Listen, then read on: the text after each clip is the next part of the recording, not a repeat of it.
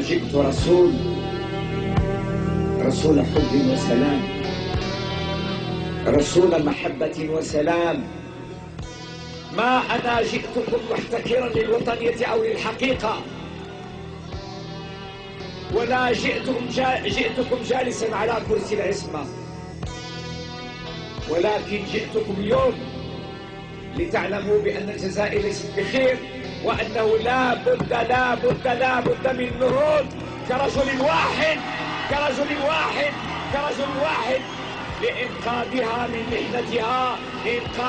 محنتها، تناديكم بجراحها، تناديكم بأمواتها، تناديكم بقتلاها، تناديكم بضياعها، تناديكم الجزائر. فهبوا إلى إنقاذ بلادي، هبوا إلى إنقاذ بلادي.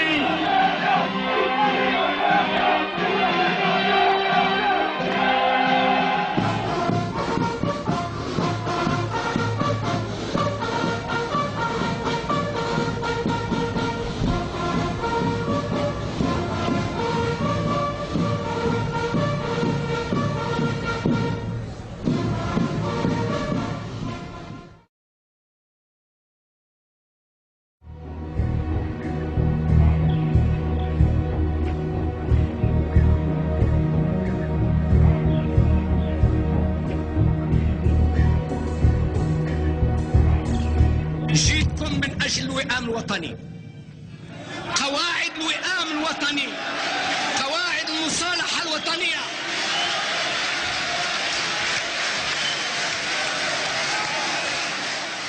شعبنا شيب الأسد، مطلوب منه اليوم يكون أسد، مطلوب منه يكون أسد. إما يريد السلم والقواعد واضحة، أما يريد الاقتتال بين الأولاد، أولاد الوطن الواحد وبنات الوطن الواحد،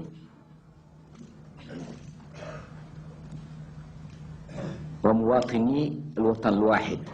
والله لا أحاربنه هذا الواقع المر بكل ما أوتيت من قوة إلى آخر نفسي.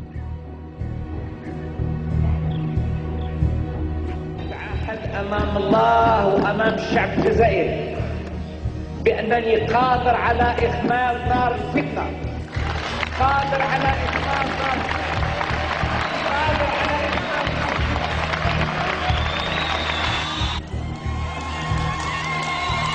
إخماد نار الفتنة وسأخمدها الفتنة. ثانيا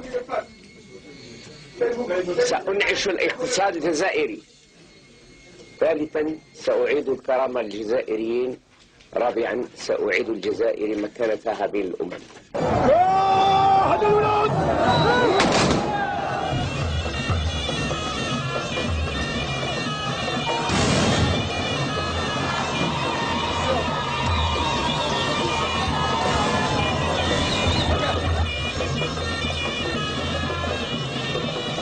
قلنا عفى الله عما سلف، عافى الله عما سلف باسم الشعب الجزائري.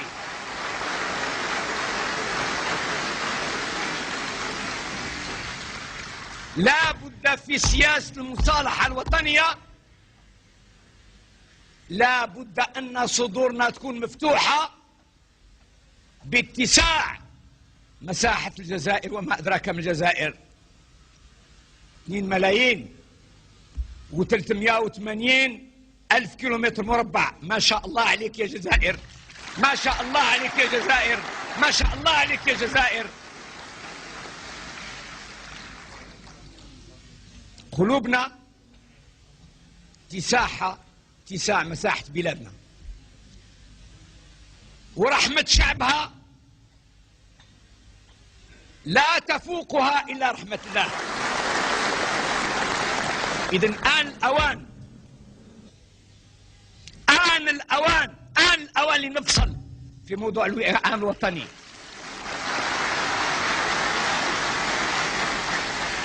اللي جزائري ويحب السلم والأمان والطمأنينة والعزة والكرامة للجزائر، حين ذاك يكون في صف الشعب الجزائري. لا يهم أنه يكون في الحزب هذا والحزب الآخر، المهم هو أن الاعتبار الحزبي يدوب أمام المصلحة العليا للجزائر.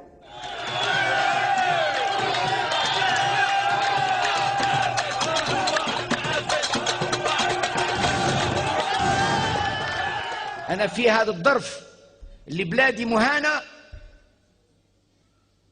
محتاج لأي جزائري يرفع الراية نتاع البلاد ويوري الناس في الخارج على أن الجزائر لا زالت حية وموجودة وواقفة وسيكون لها شأن.